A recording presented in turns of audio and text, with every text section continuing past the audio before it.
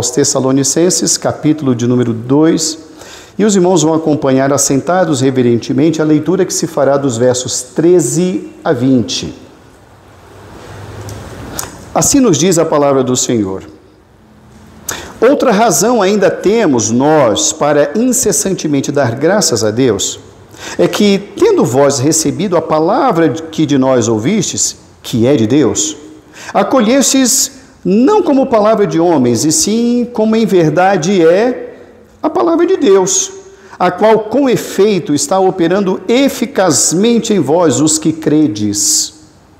Tanto é assim, irmãos, que vos tornastes imitadores das igrejas de Deus existentes na Judéia em Cristo Jesus, porque também padecestes da parte de vossos patrícios as mesmas coisas que eles, por sua vez, sofreram dos judeus, os quais não somente mataram o Senhor Jesus e os profetas, como também nos perseguiram e não agradam a Deus, e são adversários de todos os homens, a ponto de nos impedirem de falar aos gentios, para que estes sejam salvos, a fim de irem enchendo sempre a medida de seus pecados. A ira, porém, sobreveio contra eles definitivamente. Ora, nós, irmãos, orfanados por breve tempo da vossa presença, não porém do coração, com tanto mais empenho diligenciamos com grande desejo ir ver-vos pessoalmente, por isso quisemos ir até vós, pelo menos eu, Paulo, não somente uma vez, mas duas. Contudo, Satanás nos barrou o caminho, pois quem é a nossa esperança, ou alegria, ou coroa, em que exultamos na presença do nosso Senhor Jesus em sua vinda? Não sois vós? Sim, vós sois realmente a nossa glória e a nossa alegria.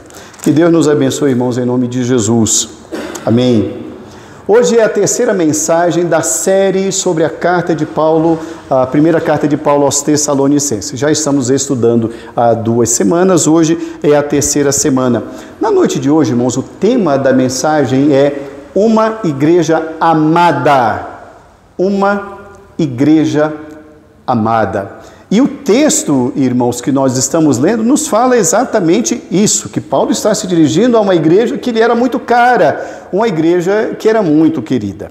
Quando vem essa expressão à nossa mente, uma igreja amada ou um lugar amado, a gente pode estabelecer que nós damos esse nome, uma igreja amada, porque nós elencamos alguns fatores que vão fazer parte ou vão elencar as características de uma igreja amada. Então nós poderíamos citar: uma igreja amada é onde eu tenho muitos amigos, uma igreja amada é onde eu me identifico com a música, uma igreja amada é onde eu me identifico com a forma da liturgia, uma igreja amada é onde eu tenho a minha família, uma igreja amada é onde eu criei raízes, uma igreja amada é onde eu tenho um grande apego emocional, porque traz comigo sentimentos antigos, meu avô me trazia, minha avó me trazia, eu gosto de estar ali porque as emoções fluem na minha vida. São muitas coisas pelas quais, irmãos, nós poderíamos elencar e definir uma igreja como sendo uma igreja amada. O apóstolo Paulo, nesse texto, irmãos, o contexto desse texto é que ele continua falando para a igreja como ele ama aquele grupo. Então, estamos aprendendo já há 2 semanas que Paulo tem uma identidade muito grande, uma identificação muito grande com a igreja de Tessalônica, e desde o início ele abre a carta dizendo: eu dou graças a Deus pela vida de vocês. Novamente nós estamos diante de um texto aqui no verso 3 em que ele repete essa expressão. O verso 3 ele diz: outra razão que nós temos de orar, de agradecer, é porque vocês estão recebendo a palavra de Deus e receberam mesmo.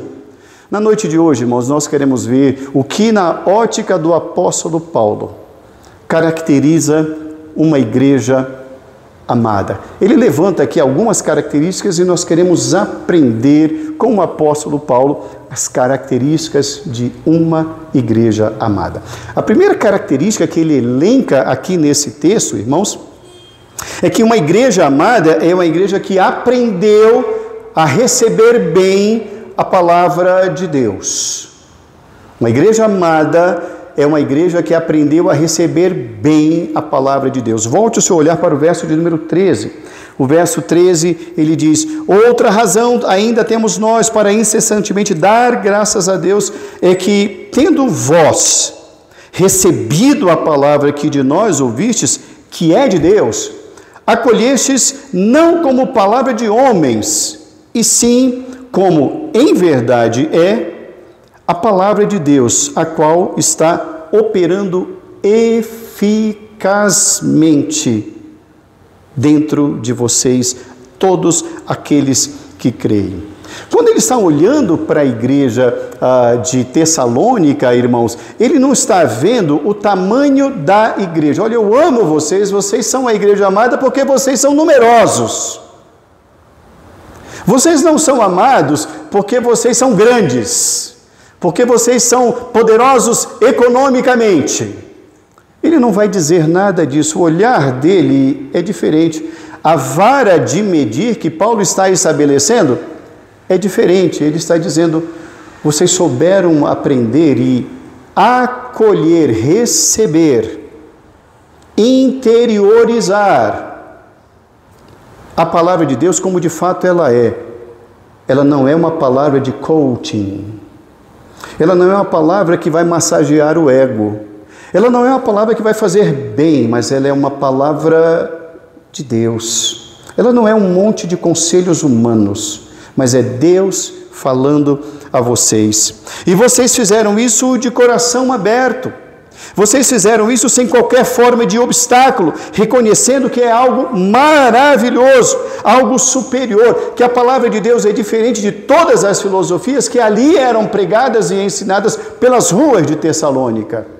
E eles estão dizendo: vocês souberam diferenciar o que de fato é a palavra de Deus como algo sublime, algo que não é produzido por homens, que não é fabricado por noites e noites de experiências, mas algo que sai do Espírito Santo de Deus e toma conta de um homem. É algo que opera de forma diferente. Ele vai dizer lá no final do verso 13 que ela opera de forma eficaz. Mas observe bem a parte final do texto. A palavra de Deus, irmãos, ela vai trazer transformação para aqueles que creem, não para aqueles que tomam conhecimento. Percebeu? Então Paulo está dizendo: eu amo vocês por isso. Vocês são uma igreja amada por isso, porque vocês ouviram e creram. Vocês estão guardando essa palavra. Vocês entenderam que tudo aquilo que lhes foi transmitido não se tratam de mais histórias, de mais conhecimento, de mais um relato, não são apenas narrativas vazias de situações isoladas e sem nexo. Não, vocês vão perceber que vocês vão encontrar Jesus prometido em Gênesis e Jesus reinando em Apocalipse.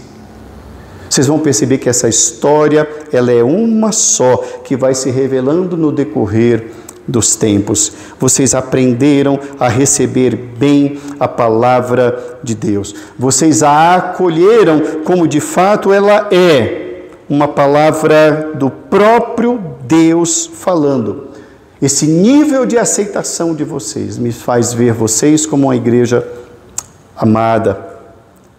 Vocês aprenderam que a palavra de Deus transforma. Ela transforma ideias, pessoas e circunstâncias. Essa é a palavra de Deus. Uma igreja amada é uma igreja que aprendeu a receber bem a palavra de Deus. Ele elenca ainda uma segunda característica do que para ele é uma igreja amada. Não apenas uma igreja que recebe bem a palavra de Deus, mas em segundo lugar é uma igreja que tem excelentes referências. Uma igreja que tem excelentes referências. Volte o seu olhar para a leitura do verso 14. O verso 14 diz: tanto é assim, irmãos, que vos tornastes imitadores das igrejas de Deus existentes na Judeia, em Cristo Jesus. As igrejas cujas referências eram uma só: Jesus, não o pastor, não o líder, mas o supremo pastor. Então observe bem, e Paulo está dizendo, olha, eu sou grato a Deus porque vocês receberam, e receberam a palavra de Deus com tanta seriedade, com tanto amor, com tanta fome, que vocês passaram a imitar as boas referências das igrejas. Igrejas que lá sofreram e vocês também sofrem. A grande questão que Paulo está estabelecendo aqui é o seguinte, essa igreja, irmãos, era uma igreja nova. Paulo havia estado em Tessalônica por um brevíssimo período, 3 semanas. Ele teve que sair de lá. Então, em 3 semanas, diariamente, ele foi pregando a palavra e o povo foi crendo, porque recebeu a palavra e a palavra opera eficazmente em todos aqueles que creem. Então, aquele povo foi se multiplicando, aquele povo foi crescendo, aquele povo foi amando a palavra e aquela igreja nova, já estava no mesmo padrão de fé das igrejas mais experimentadas, a igreja mãe de Jerusalém. E Paulo está dizendo, olha, eu vejo isso, eu vejo a maturidade de vocês, eu vejo o envolvimento de vocês, e é isso que a Bíblia faz numa vida, ela transforma completamente. Vocês agora estão buscando boas referências, vocês agora estão imitando a boas igrejas, e isso é muito importante. Eles entenderam, irmãos, que a vida com Cristo não é a ausência de desafios. O verso ainda nos diz que eles aprenderam a padecer. Eles entenderam que seguir a Cristo não é viver uma vida ausente de problemas. E quem traz essa maturidade? As Escrituras. Porque quem é o pastor? É o supremo pastor, o que sofreu. Então eles veem em Cristo o exemplo maior, por isso que o apóstolo Paulo diz, vocês estão imitando as igrejas, em Cristo. O servo sofredor, vocês entenderam o Evangelho.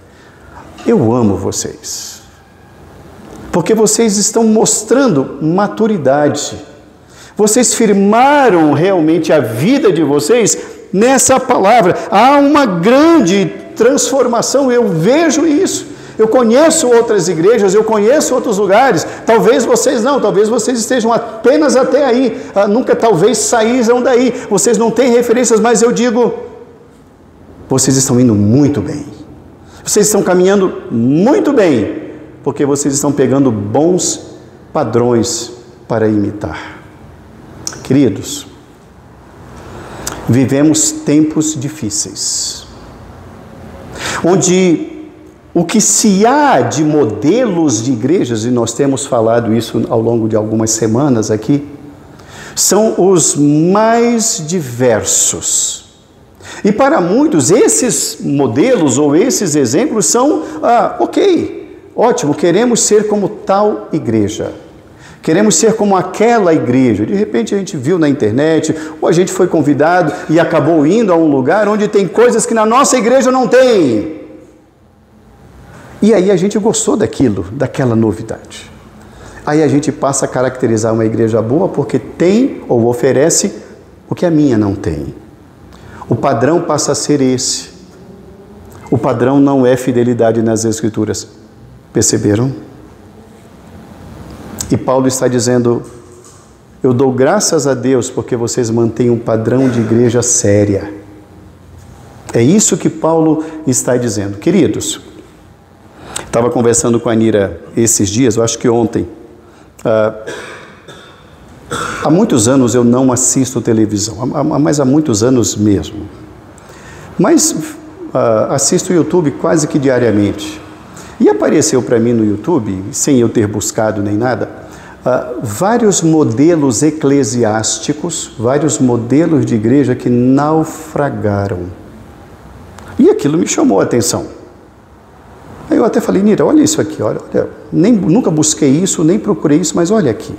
E eu quero trazer isso para os irmãos, até porque é motivo da mensagem. Paulo está falando que eu amo vocês porque vocês estão com um padrão bom, imitando igrejas boas e saudáveis, igrejas que amam a palavra de Deus. Depois, irmãos, os irmãos poderão pesquisar com mais detalhes os modelos de igreja que eu vou citar aqui, até porque elas faliram mesmo. Eu quero citar aqui a igreja Willow Creek, a igreja norte-americana. Willow Creek. Depois pesquisem. Uma igreja, irmãos, que quando surgiu, há 25 anos, ela foi tomada como um modelo, um padrão, um paradigma de igreja real e verdadeira, um padrão. Irmãos, em poucos meses, aquela igreja já tinha mais de 100 mil membros, movimentando milhões e milhões de dólares por mês. Pessoas de outras igrejas largaram suas comunidades tradicionais, pentecostais e renovadas, porque viram ali o Eldorado evangélico. Muitos pastores, muitos ministérios, muitas pessoas que queriam começar uma igreja iam até Willow Creek para aprender como fazer uma igreja, como fazer as abordagens teológicas, fazer treinamentos pastorais. E muita gente, mas muita gente no mundo foi para lá para aprender o modelo de igreja Willow Creek. Não durou 30 anos, mas é um padrão, é esse padrão. E Paulo está dizendo, eu amo vocês, porque o padrão de vocês são igrejas fundamentadas na palavra, não em novidades. Além da Willow Creek, eu quero citar aqui, essa é bem famosa certamente, Hillsong Church. Hillsong, certamente os irmãos já devem ter ouvido muitas músicas dessa igreja que é australiana, da Hillsong. A Hillsong é igual a Willow Creek, que eu acabei de citar, irmãos, a mesma coisa. Pessoas saíram, e eu conheci várias famílias de igrejas tradicionais, batistas, presbiterianas, e até mesmo de pentecostais tradicionais, que foram para a Austrália aprender esse novo modelo. E bombou. Fizeram uma editora pessoal, uma gravadora musical, lançaram. Irmãos, foi uma febre, não apenas na Austrália, mundial. Ela se espalhou pelos 5 continentes. Inclusive aqui no Brasil teve uma. Fechou. Era um modelo, era um padrão. E uma terceira que eu quero citar, e não apenas que haja essas 3, mas apenas 3 muito famosas, Saddleback. Essa igreja Saddleback, norte-americana, irmãos, ela partiu de uma visão que um pastor muito famoso, certamente os irmãos, quando eu citar o seu nome, os irmãos vão se recordar dele, Rick Warren. Rick Warren, ele é autor de um best-seller, Uma Igreja com Propósitos. Um best-seller. Eu também o comprei porque queria entender o que estava se passando lá nos Estados Unidos. É um livro já mais antigo, uns 20 anos, 25 anos, por aí. E eu fui lendo, li e consumi aquele livro assim muito rapidamente para entender o que estava acontecendo. Parece que reinventaram a roda, né? Parece que reaqueceram o fogo e eu estava dizendo, puxa, eu estou para trás, espera aí que eu quero entender o que se passa. E quando eu fui ler, você não vê Deus ali. Você não vê Jesus ali, você vê um método que funciona, um pragmatismo exemplar, mas você não vê Jesus. Você não vê a palavra de Deus, você vê ideias que funcionam. Da mesma forma como a Willow Creek e a Hillsong Church, a Saddleback Church também já não existe mais. E aí a gente fica pensando, qual é o modelo de igreja? O que Paulo está dizendo é, eu dou graças a Deus porque vocês estão escolhendo quem segue a palavra. O fundamento, queridos, é a palavra de Deus. Assim como essas 3 que eu citei, existem tantas outras que já sumiram do mapa e os irmãos podem pesquisar isso. Isso é público, de domínio público, irmãos. Vários modelos que bombaram, enriqueceram, fizeram mega templos. Basta procurar no YouTube ou qualquer outro site de busca por aí, megas igrejas. Aí os irmãos vão ver lá centenas. Por que faliram? Não tinham milhares de membros? Não movimentavam milhões de dólares? Não eram prósperas? Não se tornaram modelo?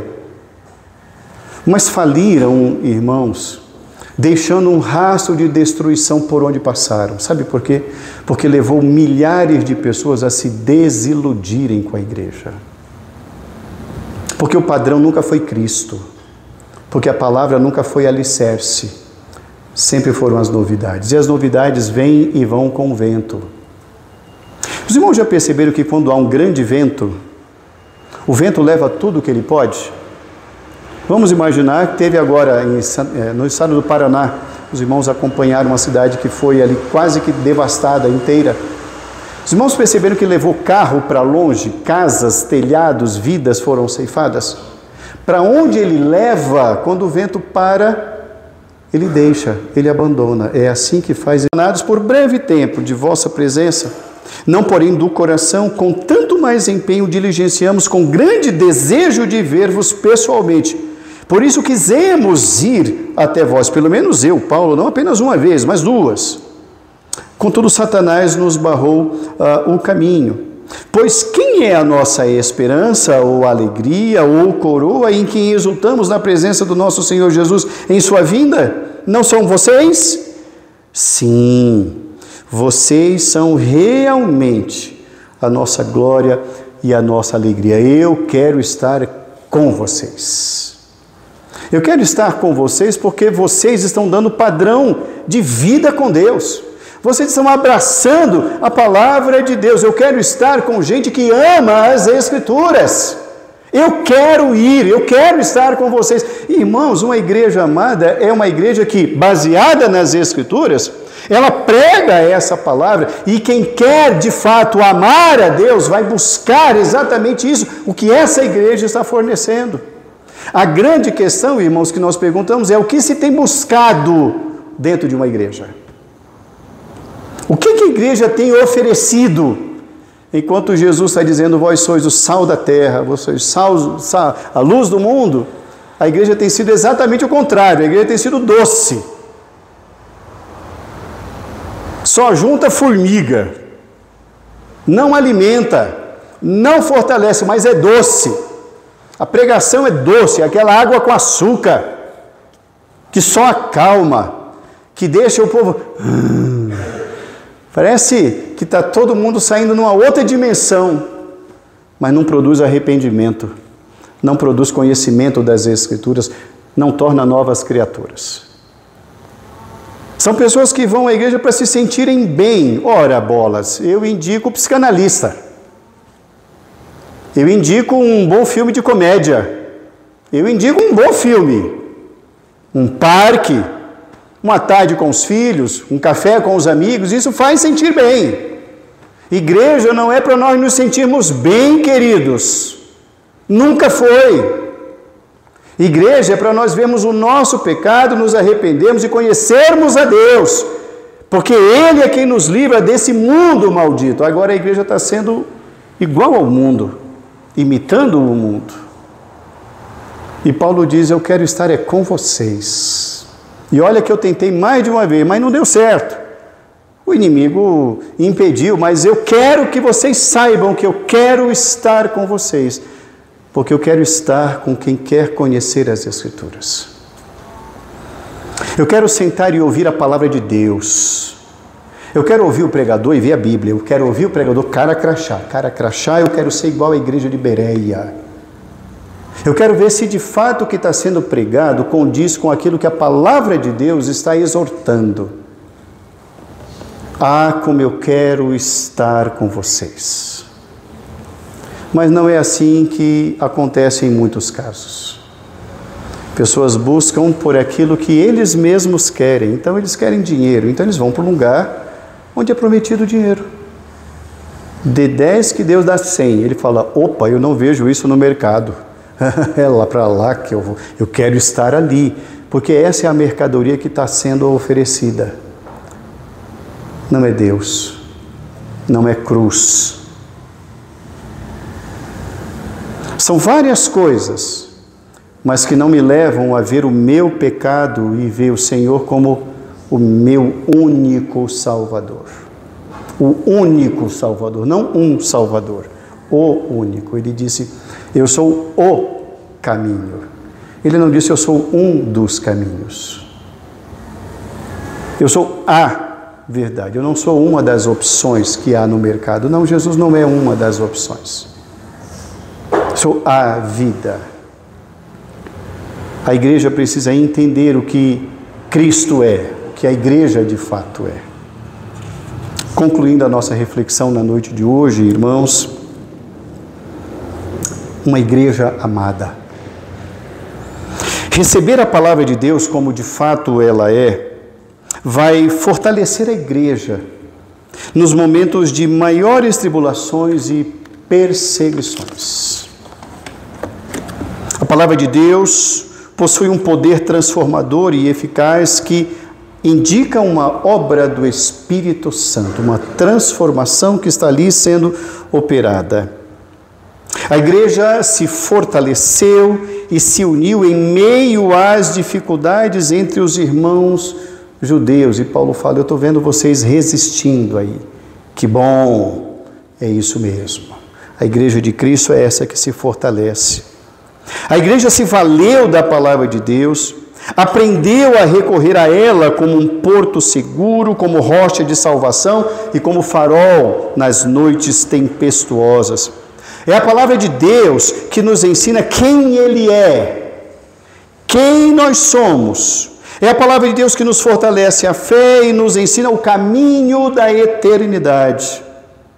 A palavra de Deus é luz que ilumina nossos passos, que aponta o caminho que devemos seguir. É a nossa bússola que nos conduz na direção correta a ser seguida, que nos conduz à comunhão e à paz com Deus. Quando o mesmo autor dessa carta escreve ao seu companheiro, o jovem pastor Timóteo, a segunda carta que ele escreve, no capítulo 3:16, ele fala a Timóteo, toda a Escritura é inspirada por Deus. Ela é útil para a gente aprender, para correção. Nós vamos nos corrigir nela, não nos homens, não no mundo. Ela transforma. Timóteo, não te afaste desse livro, Timóteo.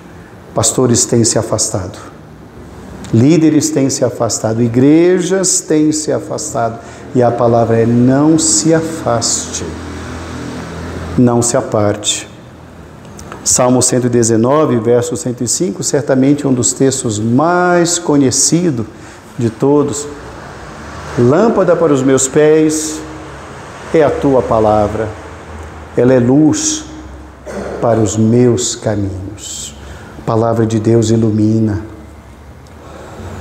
E o último texto, Mateus 16:18, quando ele diz: Pedro, eu mesmo edificarei a minha igreja. E olha, eu quero te falar uma coisa muito clara, não se esqueça disso. As portas do inferno não prevalecerão contra ela, porque a edificação sou eu, é minha. A palavra é minha, não é dos homens, não é dos pastores, é do Supremo Pastor. Uma igreja amada, uma igreja que abraçou as Escrituras e falou: eu encontrei o tesouro, esse tesouro é meu, é a joia mais preciosa, não a troco. É uma igreja, irmãos, que está ali fundamentada nas Escrituras, é uma igreja amada. É uma igreja que está seguindo não ventos de doutrina.